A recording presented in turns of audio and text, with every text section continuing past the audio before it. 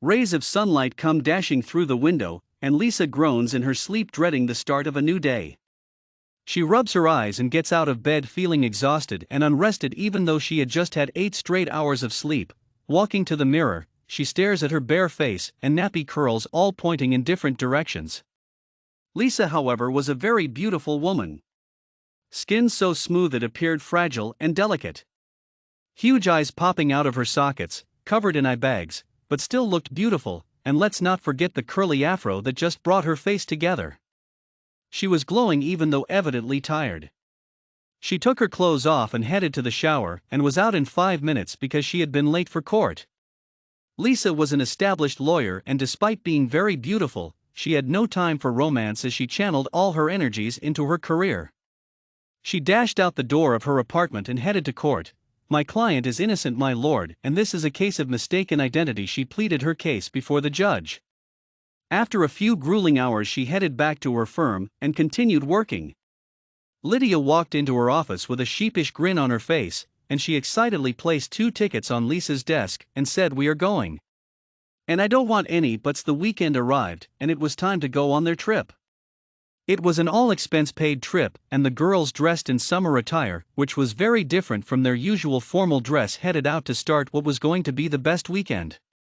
They drove to the destination, and once there, they flashed their tickets to the lady at the counter and waited for their room allocation. The lady then said, "Ticket number 210 go to room 300 and ticket number 215 to room 105. The girls looked at each other confused and said, "There must be a mistake. We are meant to stay together." The lady then told them the reason the trip was all expense paid was because it was a dating vacation and they each would find a surprise in their rooms. After many attempts to plead with the lady, they gave up and decided to go check the rooms out. Lisa reaches her room and her jaw drops when she discovers her roommate was a man. A strange man she had never seen before, and she said, "Pardon me, this is my room, sir." In a deep sexy voice he responds, "Mine too, Signorina, welcome to Paradise Island, my name is James." Still in shock, she scans James' face and body, and she loves what she sees. He is tall, well-built muscles, and has such a lovely face she could stare at him all day. She then snaps out of her daydream and asks him to leave her room, but he refuses, and says, "Don't be a coward, lighten up and let's have fun this weekend." She eventually gives in but sets ground rules that they would sleep in separate beds. The first night is super awkward and neither could sleep, and as a result, they both wake up with headaches. They stare at each other from their beds and both say good morning as they wait for their room service breakfast. It arrives, and before they know it, they are talking as though they had been best buds for a long time. James makes fun of Lisa's afro and she scoffs and retaliates by making fun of his red eyes from the lack of sleep from the night before. The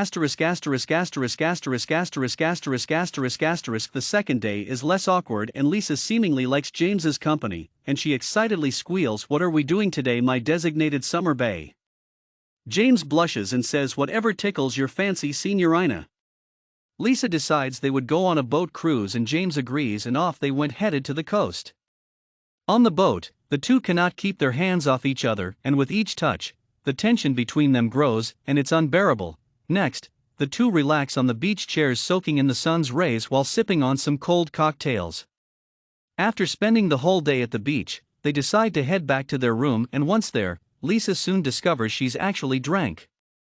She persistently throws herself at James, kissing and caressing the back of his head. He retaliates, but not too much, because he did not want to take advantage of a drunk woman. He instead rocks her to sleep and tucks her in, and this time he sleeps in her bed.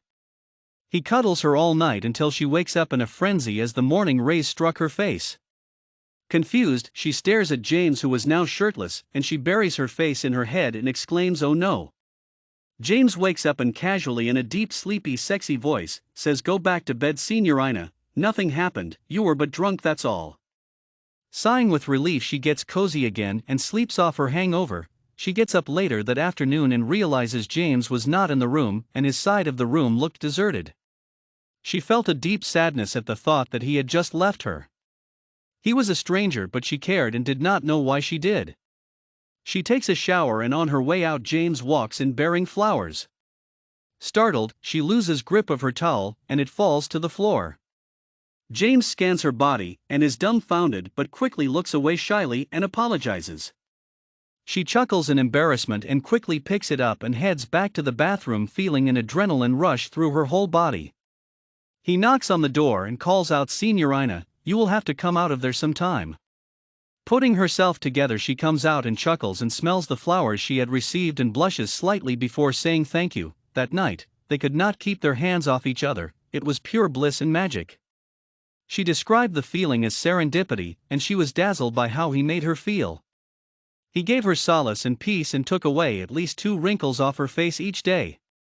Lisa had found love in a strange island with a strange man in a strange town. Sometimes a stranger is what you need to feel again. And this had become a magical paradise for her. So, dear reader, are you willing to bet on strange love?